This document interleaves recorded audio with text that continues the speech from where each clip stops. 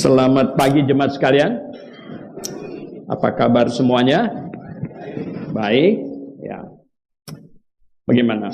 Anda mengukur semangat Anda kalau 1 sampai 10, Anda kira-kira di posisi mana? Hah? 9. Oke. Iya. Penting itu ya. Baik sekali. Anda lihat ada dua ini tanduk di sini. Tanpa lewat salib tidak ada orang yang masuk surga. Ini harus ingat terus. Jemaat Grape harus ingat terus.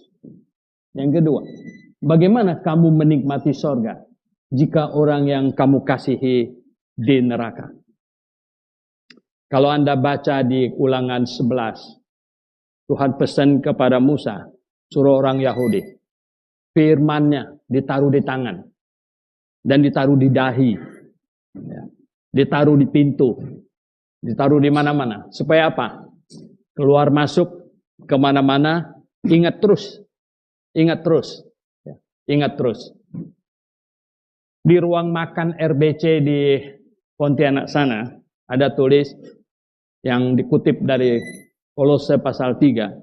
Jikalau seseorang tidak bekerja, tidak boleh makan. Jadi kalau ambil piring mesti baca itu dulu gitu. Ya. Mau ambil piring, mau makan, ingat Alkitab berkata kalau tidak bekerja tidak boleh makan. Dan itulah yang membuat negara-negara yang berbasis Kristen makmur. Ya. Karena firman Tuhan menegaskan orang yang tidak bekerja tidak boleh makan, sebenarnya. Oke. Jemaat yang dikasihi Tuhan, saya mau ajak renungkan dua ini, ya, dua topik ini. Tapi kita baca di ayatnya, coba kita baca di Kolose, ya. Kolose pasal 1. Kolose pasal 1. Tadi satu ayatnya sudah dibaca jemaat sekalian, akulah jalan dan kebenaran dan hidup. Tidak ada seorang pun sampai kepada Bapa kalau tidak melalui aku. Di Yohanes 14 ayat 6. Nah ini melengkapinya di Kolose pasal 1 ayat 19-20. Ayat 19-20. Dan karena seluruh kepenuhan Allah berkenan diam di dalam dia. Dan oleh dialah ia memperdamaikan segala sesuatu dengan dirinya. Baik yang ada di bumi maupun yang ada di surga. Sesudah ia mengadakan pendamaian oleh darah salib Kristus. Oleh darah salib Kristus. Dan kita baca lagi satu ayat di 2 Korintus pasal 11. Coba baca di 2 Korintus pasal 11. Ya. Ayat 27 dan 28. 2 Korintus pasal 11 ayat 27 dan 28. Kita baca. Aku banyak berjeri lelah dan bekerja berat. Kerap kali aku tidak tidur. Aku lapar dan dahaga. Kerap kali aku berpuasa, kedinginan dan tanpa pakaian. Dan dengan tidak menyebut banyak hal lain lagi urusanku sehari-hari. Yaitu untuk memelihara semua jemaat. Kita berdoa. Bapa di surga, terima kasih untuk firman-Mu yang mengingatkan kami terus. Yang menyemangati roh kami Tuhan. Sehingga menyala-nyala. Dan Tuhan mengingatkan kami terus akan keselamatan kami. Dan setelah kami diselamatkan, tanggung jawab kami Tuhan. Sebagai anak-Mu. Sebagai orang yang mewarisi kerajaan surga. Tuhan, pimpinlah kami hari ini. Beri hikmat kepada kami. Dalam nama Tuhan Yesus Kristus, kami berdoa. Amin. Hanya memakai salib, Allah mendamaikan dunia ini. Bahkan semua yang di surga dan di bumi dinamaikan dengan Dia. Itulah sebabnya iblis sangat benci salib. Ya. Padahal kayu ini, palang ini enggak apa-apa. Tidak menyakiti siapapun. Tapi iblis sangat benci. Kenapa? Masalahnya apa? Karena penyelesaiannya ada di situ. Penyelesaian apa? Penyelesaian dosa manusia. Karena Alkitab dengan tegas berkata tidak ada satu manusia pun yang tidak berdosa. Semuanya. Ya, tidak ada satu pun. Kemudian Alkitab juga dengan tegas menyatakan dosa, karena dosa itulah maka manusia nggak bisa masuk surga. Mengapa? Allah jahat? Bukan. Sifatnya yang maha kudus tidak memungkinkan dia dihampiri oleh dosa yang sekecil apapun juga. Tidak memungkinkan. Musa ingin melihat Allah. Allah berkata, Musa, kamu lihat saya, kamu mati segera. Kamu mati. Karena kamu berdosa. Berarti hanya yang suci mutlak yang bisa menghampiri Allah. Yang bisa masuk surga. Lalu manusia yang berdosa bagaimana? Tidak bisa. Kecuali dosanya diselesaikan. Dan cara menyelesaikan dosa itu apa? Nah, ini yang iblis mencoba membohongi manusia. Dengan berdirinya berbagai-bagai agama. Dia pikir bahwa dengan ritual bisa menyelesaikan dosa. No. Dia pikir ya dengan menjalankan ibadah tertentu bisa menyelesaikan. No. Dan dia pikir Allah bisa disogok dengan persembahan. No. Dan dia pikir dengan berbuat baik kepada orang-orang susah bisa hapuskan dosanya. No.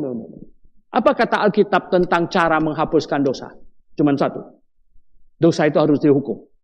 Harus dihukum. Dosa harus dihukum untuk menyelesaikannya. Oleh sebab itulah satu-satunya cara menyelesaikan dosa manusia adalah dihukum. Kalau begitu semua manusia akan dihukum. Tetapi karena Allah mengasihi manusia, pribadi keduanya, Yesus datang dan mengambil nama sebagai Yesus. Yesus itu artinya Jehovah menyelamatkan. Jadi diberi nama Yesus, menjadi manusia diberi nama Yesus. Dan dia rela dihukumkan untuk menanggung dosa manusia. Sebelum kedatangannya, ribu-ribuan tahun yang lalu, Allah suruh melakukan simboliknya. Ambil domba, taruh di atas mezbah. Memegang kepalanya sambil mengaku salah, dombanya disembelih. Itu simbolnya. Untuk mengingatkan manusia, sampai manusia lupa. Akhirnya manusia jadi jahat. Ketika manusia lupa kepada Allah, manusia jadi jahat. Sehingga zaman Nuh dihapus semuanya. Dan ketika Nuh dan keluarganya 11 bulan di kapalnya. Dan kemudian mendarat. Dan Nuh dan keluarganya keluar dari kapal. Kemudian membangun mezbah dan mempersembahkan korban lagi. Nah, Tuhan senang bahwa mereka kembali lagi ke jalurnya yang benar. Tapi kemudian manusia lupa lagi sehingga sampailah kepada zaman Abraham. Tuhan bilang, nanti anak cucu kamu mau dibawa keluar ke sini untuk menjadi bangsa yang dipakai untuk menyinari bangsa yang lain. Tetapi bukan sekarang. Keturunan keempat nanti. Akhirnya mereka disiapkan di Mesir. Pada waktu mau dibawa keluar kita tahu. 9 tulah tidak membuat Firaun sedikit pun bergeming. Akhirnya tulah ke-10 Tuhan bicara kepada Musa. Siap-siap. Ya, pada tanggal 14 bulan Nisan. Sembelih seekor domba umur 1 tahun. Dan darahnya dipoleskan di ambang pintu. Di kusennya. Atas, kiri, dan kanan. Dan malamnya malaikat maut lewat. Barang siapa yang tidak ditemukan darah domba di atas pintunya samping kiri kanan. Semua yang sulung harus mati. Saudara yang saya kasih dalam Tuhan. Itu semuanya Tuhan sudah lakukan. Untuk mengajar kepada manusia bahwa engkau berdosa. Hukum Taurat diturunkan bukan supaya orang masuk surga. Karena tidak ada satu orang pun yang berhasil melakukan hukum Taurat. Tidak ada. Tapi hukum Taurat diberikan supaya manusia mau mengaku engkau berdosa. Itu. Dan masih tidak mau mengaku waktu Tuhan Yesus datang, dia khotbah di bukit. Kalau hukum Taurat mengatur secara fisik, engkau berdosa, engkau berzina, dan kamu bisa berkata dengan sombong, enggak, saya tidak pernah berzina. Tuhan Yesus bilang, Jikalau engkau memandang seorang perempuan dan menginginkannya, engkau sudah berzina. Kalau begitu tidak ada satupun orang yang tidak berzina. Jikalau engkau membenci saudaramu, itu sama dengan engkau membunuhnya. Kalau begitu tidak ada orang yang tidak membunuh orang. Tidak ada satu orang pun yang layak masuk surga. Tidak ada satu pun. Tidak ada satu manusia pun bisa masuk surga. Kecuali Yesus datang dan memberi dirinya dihukumkan seperti seekor anak domba yang keluh dibawa ke pembantaian. Itulah dia tergantung di atas kayu salib, menanggung dosa dari Adam sampai manusia yang terakhir. Semua dosa ditaruh ke atas dirinya, dijatuhi penghukuman yang terbesar. Dan sebelum menghembuskan nafasnya, Tuhan Yesus berseru, sudah selesai. Sudah selesai. Jalan tol ke surga. Selesai. Dan manusia hanya dituntut untuk memberi respon. Pertama, mengaku diri orang berdosa. Enggak usah sombong. Bukan karena banyak. Satu saja dosa kau tidak bisa masuk surga. Kau harus mengakui itu. Saya orang berdosa. Cukup. Dan saya menyesal. Dan tidak usah lihat orang kiri kanan, dosanya lebih banyak. Bukan itu. Satu dosa. Engkau sudah tidak layak masuk surga. Satu cukup. Ya. Tidak ada orang yang bisa masuk surga. Tuhan Yesus, saya orang berdosa. Saya menyesal. Dan mengaminkan dengan segenap hati apa? Bahwa Yesus tergantung di atas kayu salib seperti itu. Menggantikan saya menerima penghukuman. Saya mengaminkan dengan segenap hati. Mengaminkan dengan segenap hati. Yesus dihukumkan menggantikan saya. Dan saya setuju. Saya mengaminkan bahwa saya hidup bagi dia. Tukar posisi. Yesus mati bagiku. Dan aku hidup baginya. Dan sejak saat itu saya membuat pengakuan itu. Maka tahu terus setiap hari bahwa engkau sudah hidup bagi Yesus. Engkau menggantikannya. Dan ingat terus bahwa dia menggantikan kamu dihukumkan. Dan sekarang kamu hidup baginya. Saya berkata kepada orang yang sudah lahir baru. Anda yang sudah berkata demikian, yang sudah mengaminkan. Setiap pagi kau buka mata. Nomor satu, kau terima kasih Tuhan Yesus. Engkau rela dihukumkan menggantikan saya. Terima kasih. Hari ini saya akan jalani hidup saya untuk kemuliaan nama-Mu. Itu sebenarnya. Itu yang Tuhan inginkan. Kalau orang yang sudah demikian ini, orang yang sudah berbuat demikian ini, ya, kapan saja kamu mati, pasti masuk surga. Pasti masuk surga. Alkitab yang ngomong. Oh, Pak Suhento, kok bisa pasti? Coba kita baca Roma pasal 5. Pasti nggak? Roma pasal 5. Ya. Roma pasal yang ke-5. Pasti nggak? Ayat yang ke-9 berkata, Roma pasal 5 ayat yang ke-9, lebih-lebih karena kita sekarang telah dibenarkan oleh darahnya. Kita apa? Kita pasti akan diselamatkan dari murka Allah. Bukan mudah-mudahan. Tapi kita pasti. Lalu ayat 10. Sebab jika kita ketika masih seteru diperdamaikan dengan Allah oleh kematian anaknya. Maksudnya disalib. Lebih-lebih kita yang sekarang telah diperdamaikan. Lalu apa? Pasti akan diselamatkan oleh hidupnya. Jadi bukan mudah-mudahan. Pasti. Namun, pertanyaannya, apakah engkau sudah sungguh-sungguh dengan segenap hati mengakui diri orang berdosa? Bukan pura-pura punya. Dengan segenap hati, betul Tuhan, saya orang berdosa. Dan saya menyesali dosa saya. Dan sungguhkah Anda dengan segenap hatimu sudah mengakui, terima kasih Tuhan Yesus, Engkau dihukumkan menggantikan saya. Engkau dihukumkan menempati posisi saya. Sayalah yang seharusnya dihukumkan. Tapi engkau dihukumkan menggantikan saya. Dan saya sangat bersyukur. Saya berterima kasih. Cukup dengan ini. Oh, perlu ditambah-tambah. Ditambah justru akan ke neraka. Nah, gereja menjadi sesat mulai dari abad yang ketiga awal. Mereka bikin konsili. Dia bilang itu para setan yang kumpul.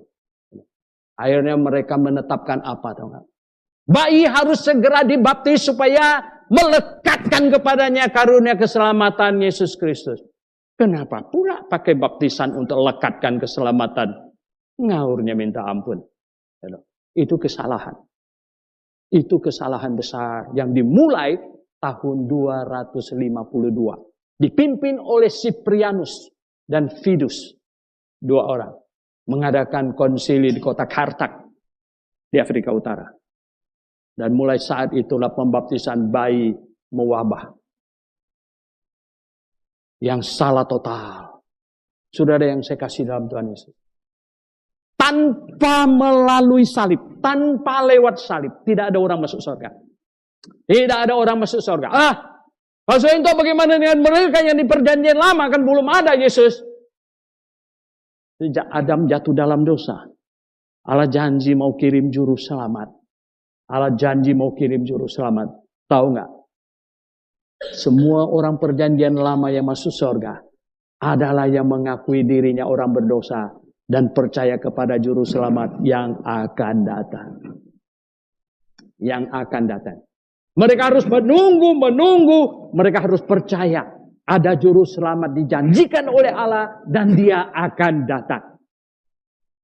Sampai kepada zaman Yohanes Pembaptis ketika dia di dalam penjara. Dia kirim muridnya kepada Tuhan Yesus bertanya, apakah engkau dia atau kami harus menunggu yang lain? Ini perhatikan pertanyaannya. Apakah engkau dia atau kami harus menunggu yang lain? Tuhan Yesus bilang, kasih tahu Yohanes, orang buta sudah melihat, orang timpang berjalan, orang tuli sudah mendengar, dan Injil sudah diberitakan kepada orang-orang miskin.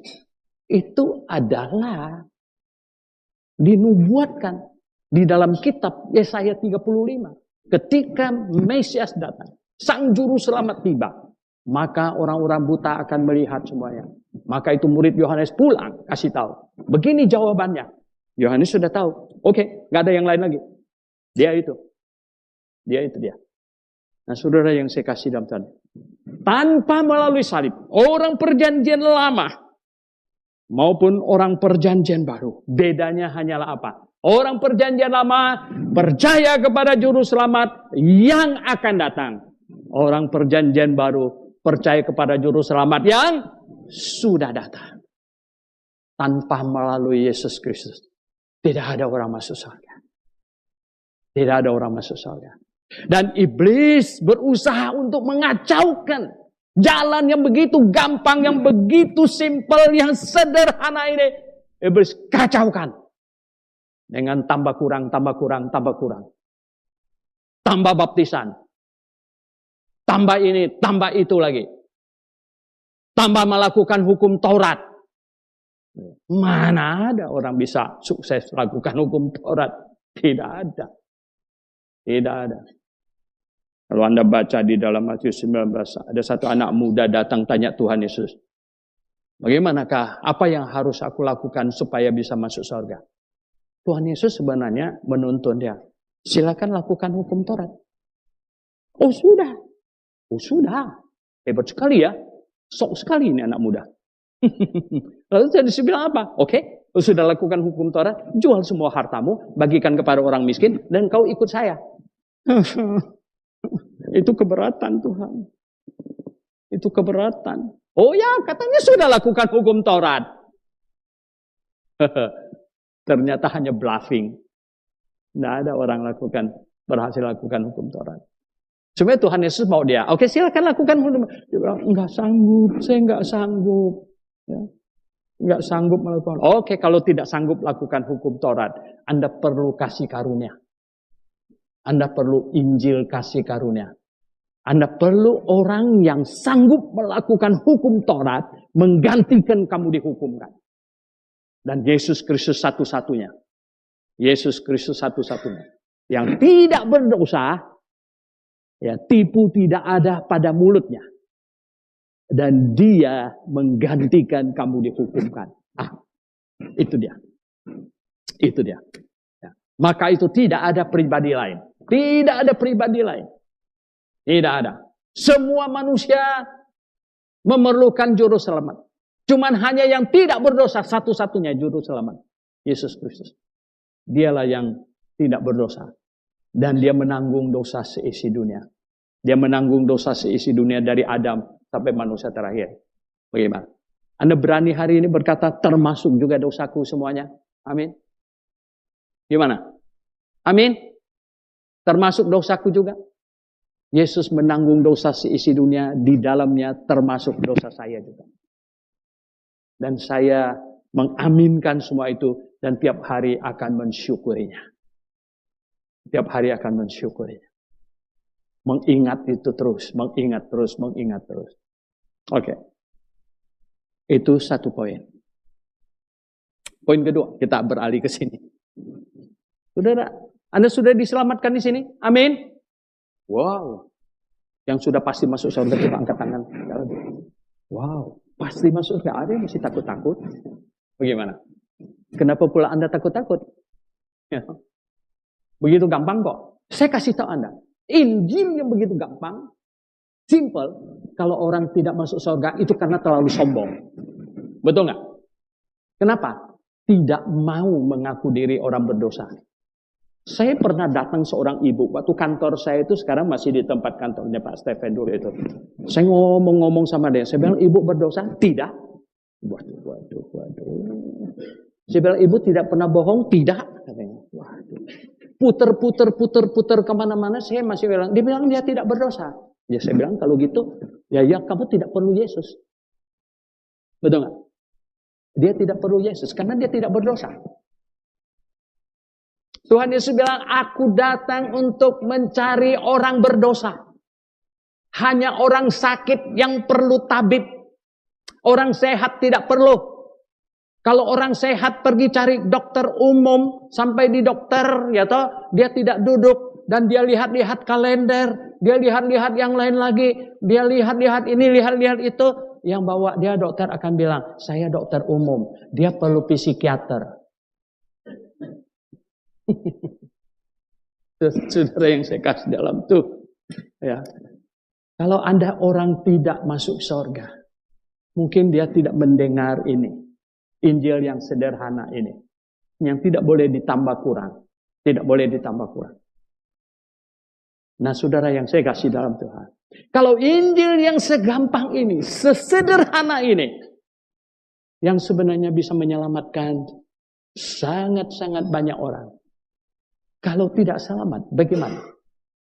Kalau kita sudah selamat, Anda sudah selamat, tadi angkat tangan, Anda sudah selamat. Maka bacaan yang berikut itu apa?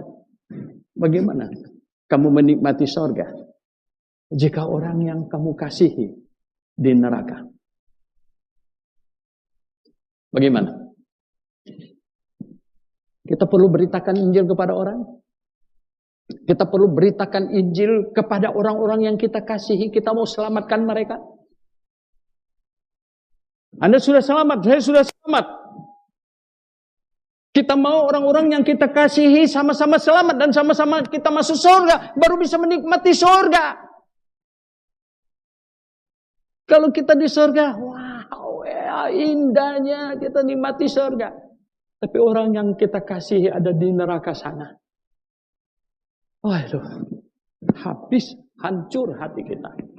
Saya baca di kitab Wahyu, Tuhan Yesus menghapus air mata orang yang masuk surga. Saya sempat berpikir, kenapa masuk surga masih air mata berlinang-linang?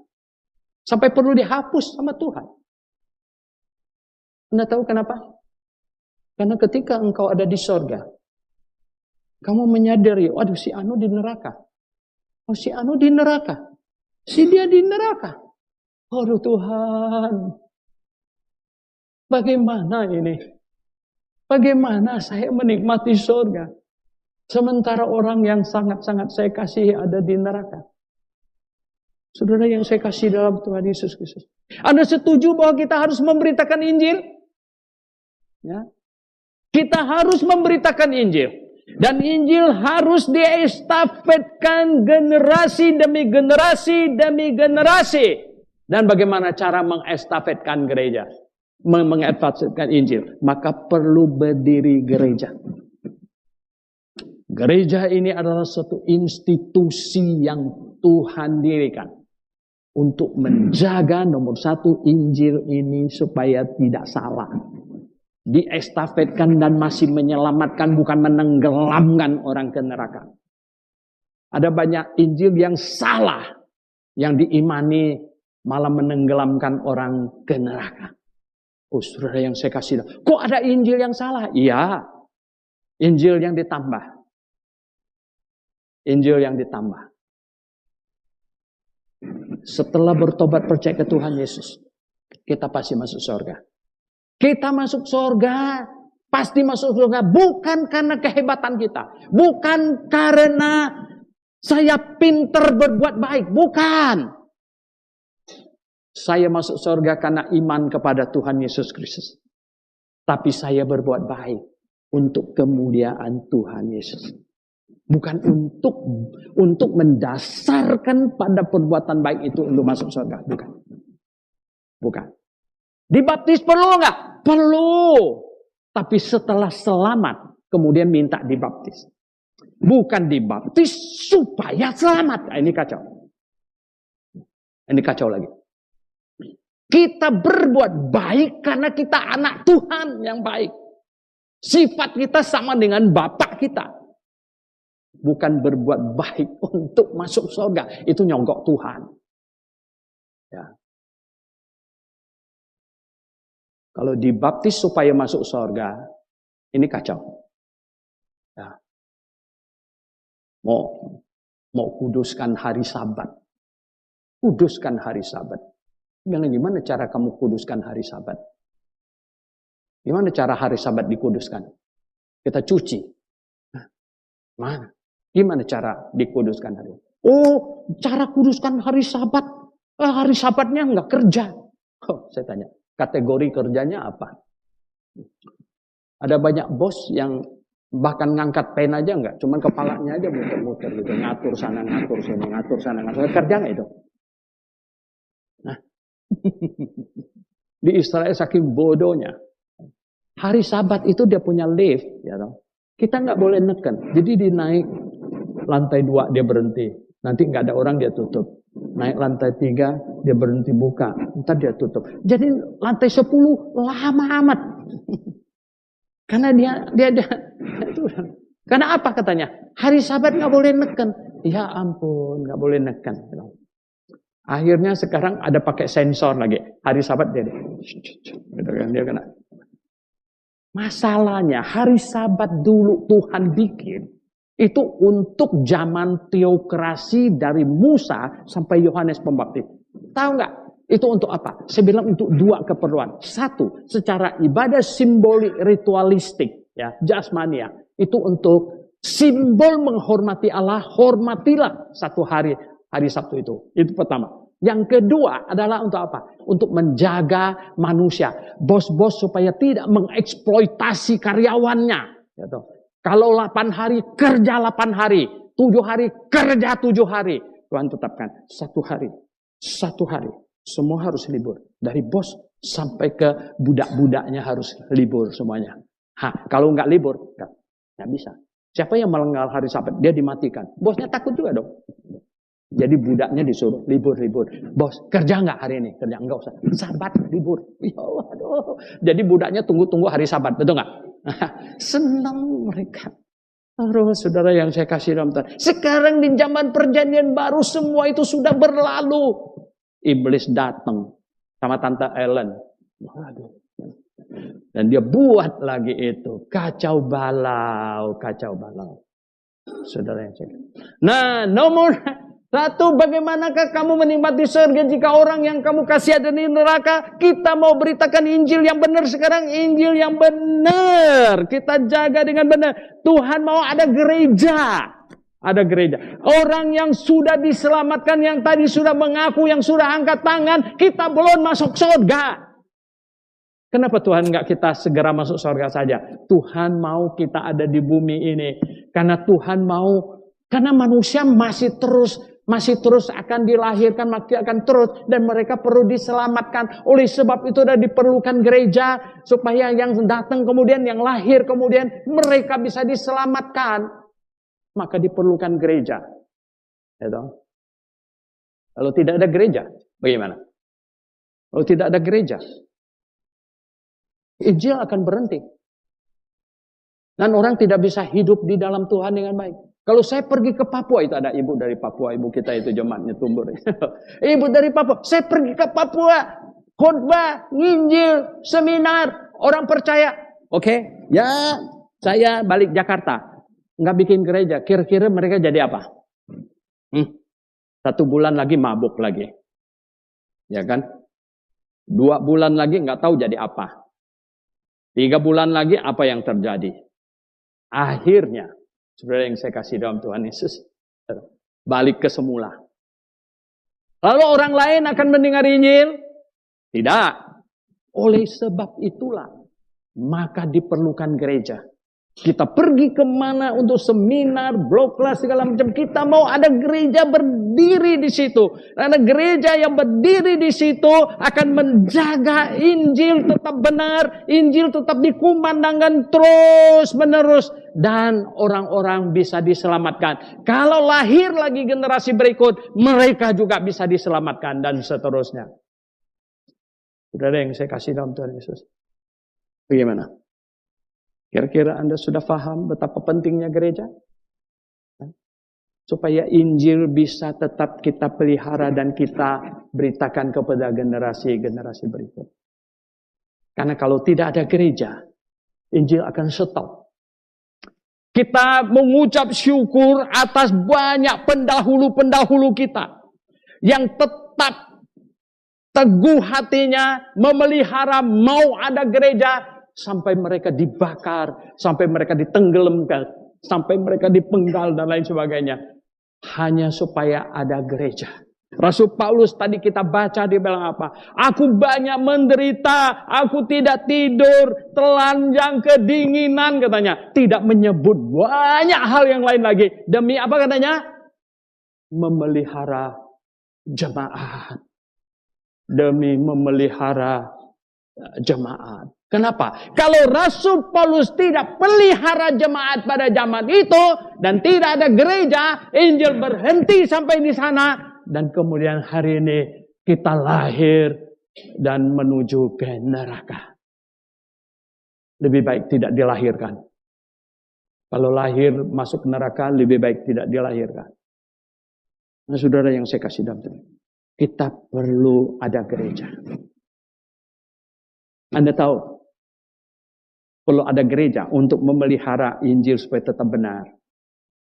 Gereja memerlukan komponen 2. Orang dan dana. Ya. Orang dan dana. Dengar baik. Orang dan dana. Harus ada orang. Harus ada orang percaya yang diselamatkan kumpul terus. Dan supaya gereja bertumbuh di tempat lain, harus ada orang menyerahkan diri. Untuk jadi hamba Tuhan. Untuk sekolah yang baik supaya Injilnya jangan salah, jangan meleset. Yang rela mempersembahkan hidup. Ya. Oh saudara yang saya kasih dalam Tuhan. Banyak orang tua, anak saya ini pintar banget satu ini. Masuk jurusan komputer. Ini lumayan pintar juga, masuk jurusan dokter. Yang ini lumayan pintar, arsitek. Ini paling bodoh, kita suruh jadi hamba Tuhan aja ya. Yang paling bodoh. Ya. Hasilnya jadi apa? Hasilnya jadi apa? Sementara itu, jemaat di mana-mana sampai yang paling pelosok, dikirimin tamatan yang mereka bilang, Pak Soento, boleh tukar nggak? Saya bilang, itu gimana? Boleh tukar nggak? Tukar yang bagaimana? Pak, tolong tukar aja yang lebih bagus. Saya bilang, ada aja udah syukur. Mau tukar yang lebih bagus lagi bagaimana? Ada saja sudah syukur. Oleh sebab itu, saudara yang saya kasih dalam Tuhan Yesus, betapa indahnya gereja akan bagus, akan ada di mana-mana. Gereja akan tersebar di mana-mana. Kalau orang-orang pintar semuanya mempersembahkan hidupnya. Betul nggak? Yang IQ 200 semuanya. Gitu. Mempersembahkan hidupnya untuk Tuhan. Ya enggak? Ya, luar biasa. Gereja akan survive, akan baik kalau ada orang. Ada orang. Kalau tidak ada orang, tidak ada orang, gereja mati. Mati. Saya nonton di YouTube, ya, video pendek. Satu gereja, hanya beberapa tahun. Satu generasi ini, dari 16.000 orang. 16.000 orang jemaat. Akhirnya gereja itu tinggal 0 orang. Dan kemudian dijual gedungnya. Oh, mengerikan. Kenapa begitu? Karena tidak ada orang. Tidak ada orang. Bagaimana? Kemana orang-orang itu? Mereka memilih masuk neraka. Oke. Memilih masuk neraka. Mereka memilih mengajar dunia. Orang-orang pintar semuanya berpikir, kenapa saya tidak mencari uang? Kita saingi aja Elon Musk. Ya, oh, saudara yang saya kasih dalam Tuhan. Gereja akan survive kalau ada orang. Nomor 2, ada dana. Sebenarnya banyak gereja lebih banyak dana daripada orang.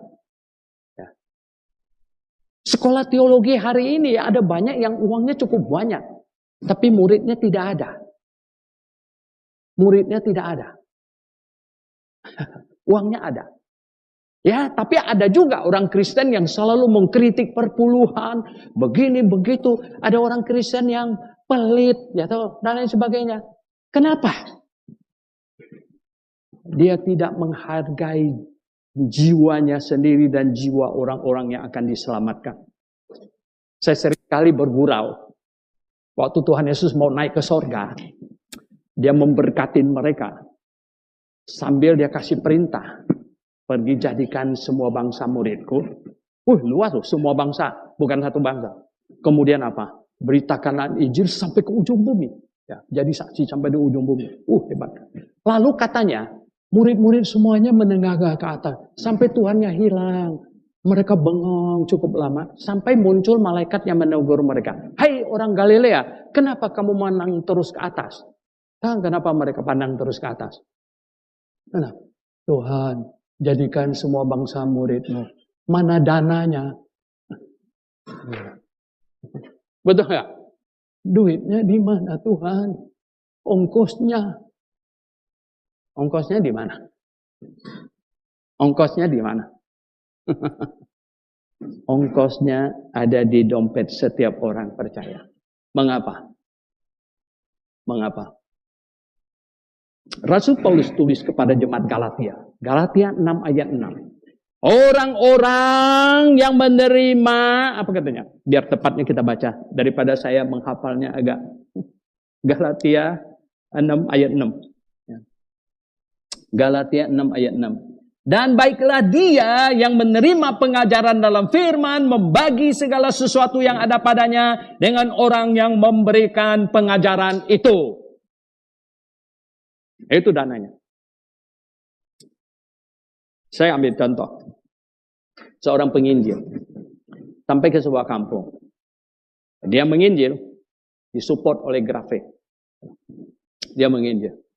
Seorang bapak mendengar Injil dan diselamatkan. Mendengar Injil dan diselamatkan. Oh, terima kasih. Dia ngaku saya orang berdosa, pasti masuk neraka. Tetapi karena kasih karunia Tuhan Yesus, sekarang saya ke surga. Oh, puji Tuhan, puji Tuhan. Istri dan anak-anaknya belum selamat. Ya kan? Agak keras kepala. Bagaimana kalau penginjil itu bilang, Pak, sorry. Support dari Grafik terbatas. Saya terpaksa harus pergi, Pak. Berapa harga jiwa nyawa istrinya? Dan anak-anaknya berapa? Ada di sini yang masuk surga. Dikasih kompensasi 1 triliun untuk ke neraka. Ada? Hah? Ganti. Oh, yuk nggak jadi ke surga. Kasih 1 triliun, yuk ke neraka. Ada? Ada mau angkat tangan coba kalau ada? Nggak ada mah. Kamu boleh coba di neraka. Mau coba di neraka? Nggak usah. Di sini bisa dicoba kok. Ya. Kamu pergi ke dapur, kompornya dinyalain, ambil paku, coba dibakar, jatuh. Ya. Kemudian sentuhin di tangan kamu aja. Saya lihat kamu teriak berapa kenceng. Ya. Saudara yang saya kasih dalam Tuhan. Kalau bapak itu sudah sungguh-sungguh diselamatkan, dan dia mau istrinya diselamatkan, anak-anaknya diselamatkan, sanak familinya di kampung semuanya diselamatkan, kira-kira dia harus berbicara apa kepada penginjil itu? Kamu jangan pergi. Kamu jangan pergi. Kenapa? Loh, saya nggak bisa hidup di sini karena support dari luar itu kurang. Oh ya, kamu kalau gitu tetap tinggal di rumah ini. Kami makan apa, kamu makan apa. Ya, pokoknya Injil harus diberitakan. Istri, anak-anakku dan sanak familiku harus diselamatkan. Itu benarnya. Itu benarnya. Harus diselamatkan. Oh saudara yang saya kasih dalam Tuhan. Untuk menjaga Injil ini supaya bisa diberitakan kepada semua bangsa di muka bumi dan banyak bisa diselamatkan, diperlukan orang. Diperlukan dana. Oleh sebab itu semua orang ambil bagian. Maka gereja tidak akan kekurangan dana. Saya sudah ulang-ulang ngomong. Kita bikin blok kelas.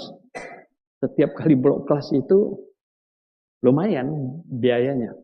Saya hanya berperan sebagai pembicara. Secuil aja.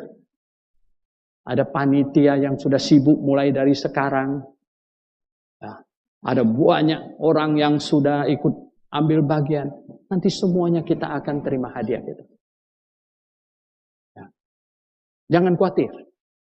Ya, jangan khawatir. Jangan kamu berkecil hati, apalagi ya merasa nggak seneng, nama kamu kurang disebut dalam sebuah ya acara apa. No.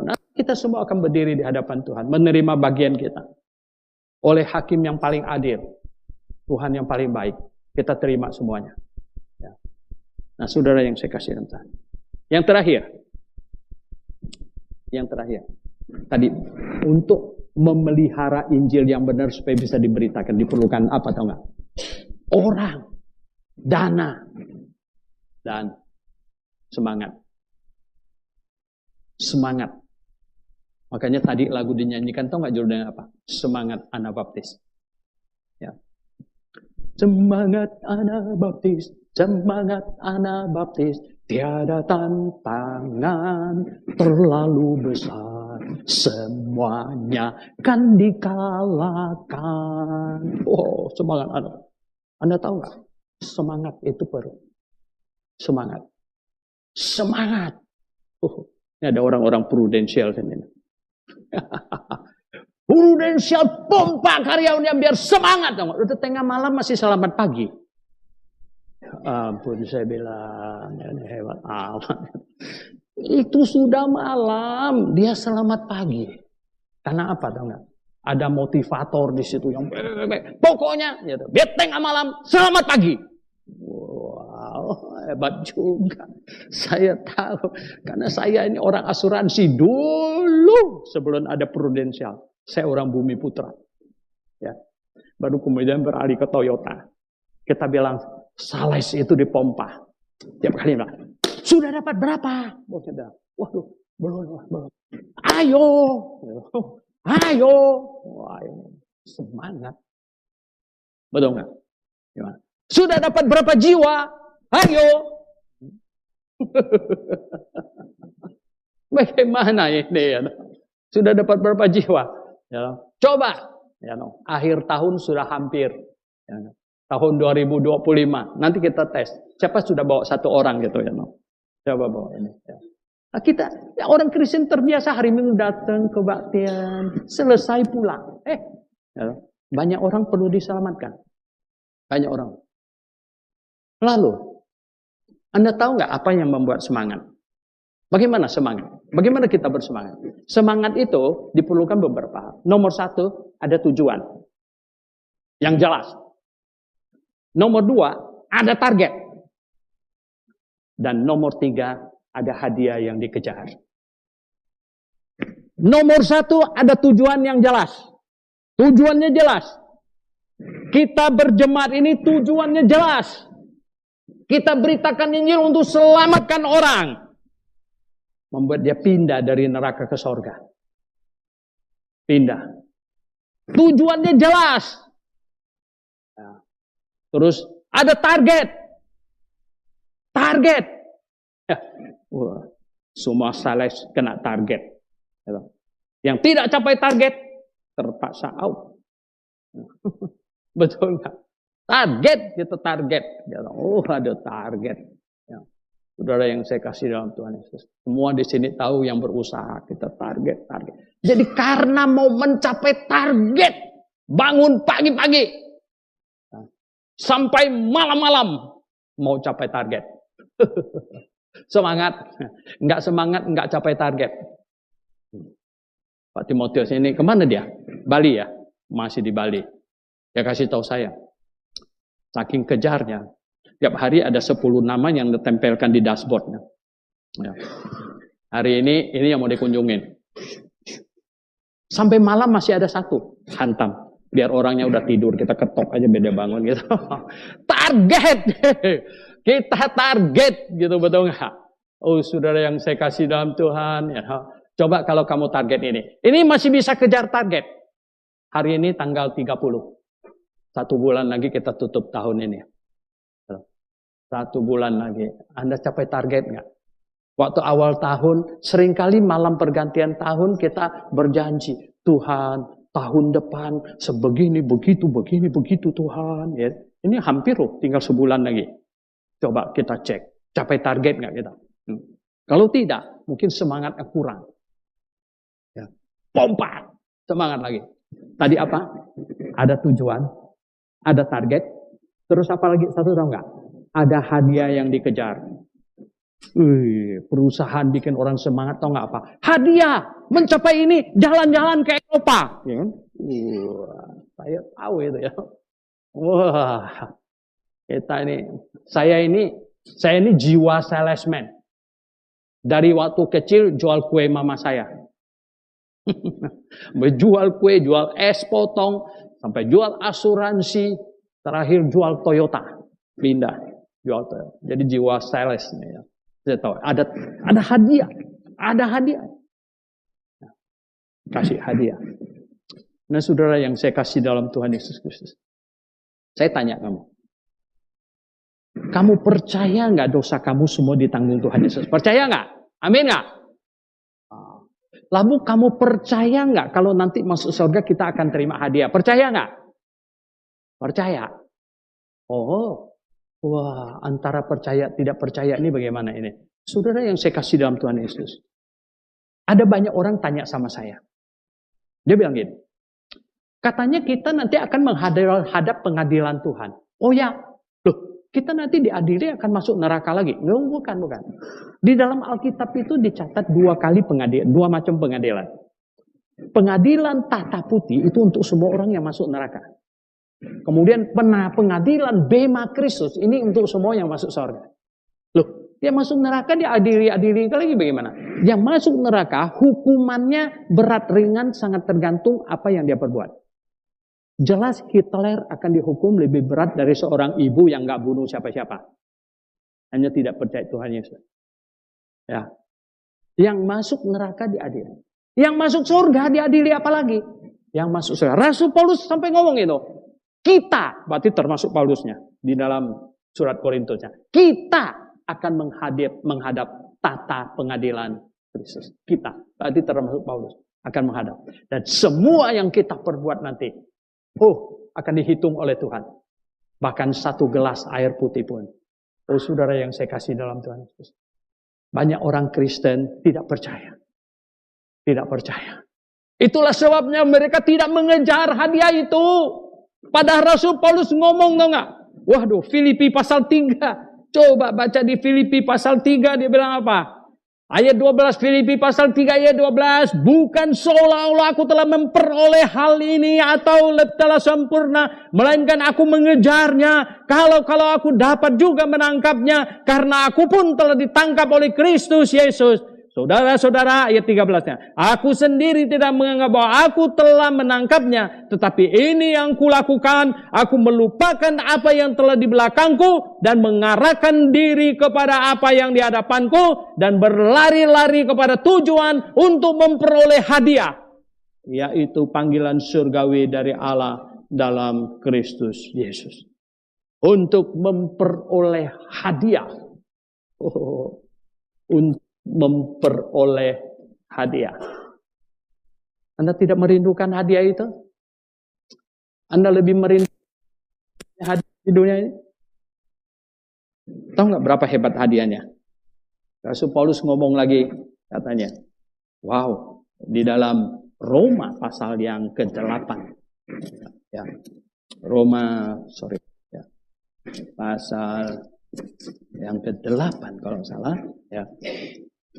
Dia bilang apa? Roma 8 ayat 18. Nah, kita baca sama-sama ini. Roma 8 ayat 18. Roma 8 ayat 18. Sama-sama. 1, 2, 3.